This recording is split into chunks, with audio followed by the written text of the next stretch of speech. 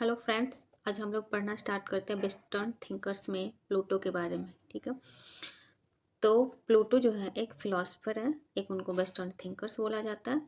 ठीक है, तो हम देखते हैं कि प्लूटो का जन्म जो होता है वो एथेंस में होता है। ठीक है, एथेंस में वो उनका जन्म होता है।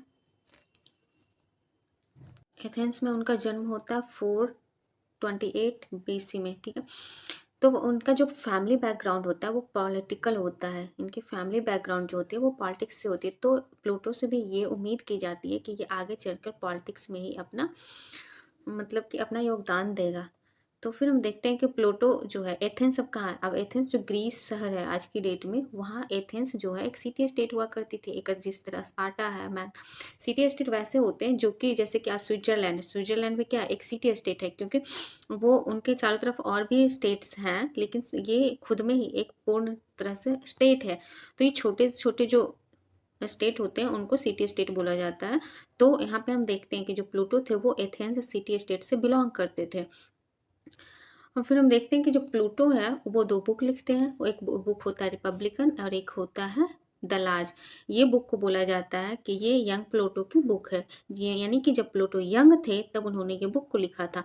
इनको बोला जाता है ये प्लूटो की आइडियलिस्टिक सोच को दिखाती है। इसमें फिलोसफर किंग का जैसे कि जो ये बोला गया है, तो इसमें फिलोसफर किंग जो वैसे होता है जो कि नॉलेजफुल होता है। इसके बारे में ये बोला गया है कि मतलब एथेंस पे वही लोग राज करेंगे जो कि फिलोसफर किंग होंगे एक तरह से हमारा।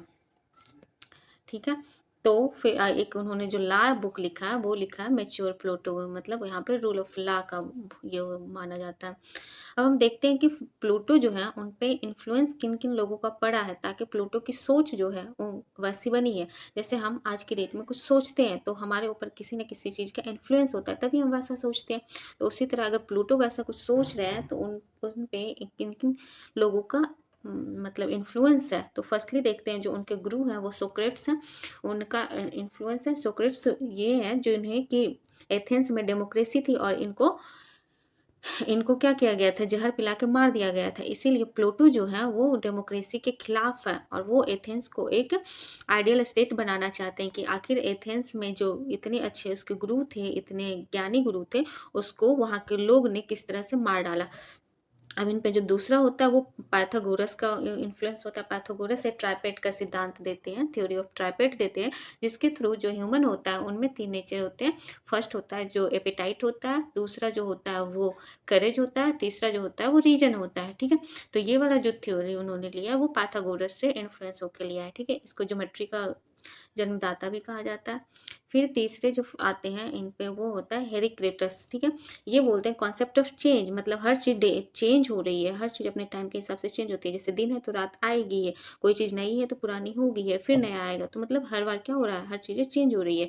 उन्हीं को काटने के लिए एक पैरामीडीज आते हैं, वो देते हैं कॉन्सेप्ट ऑफ परमानेंस। मतलब ये बोलते हैं कि दुनिया में जो भी चीज़ें एग्जिस्ट कर रही है वो कहीं ना कहीं पहले से भी होगी, तो वही चीज़ें आज भी एग्जिस्ट कर रही है, तो ये कॉन्सेप्ट देते हैं परमानेंट का। तो अब आगे देखते हैं जो प्लूटो की जो आइडियाज़ है वो किन पे बेस्ड है। तो प्लूटो आइडिया मतलब प्लूटो जो की जो आइडियाज़ है वो जैसे फिलोसफर किंग का आइडियाज़ हो गया, थ्योरी ऑफ कम्युनिज्म हो गया।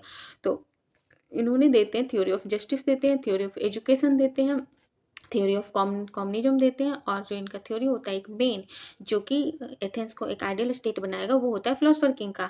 एक होता है उनका आइडिया, एक और भी होता है जो theory of ideal state Athens को जो बनाना है उन्हें। अब आते हैं कि जो प्लेटो होते हैं उनका क्रिटिक भी होता है।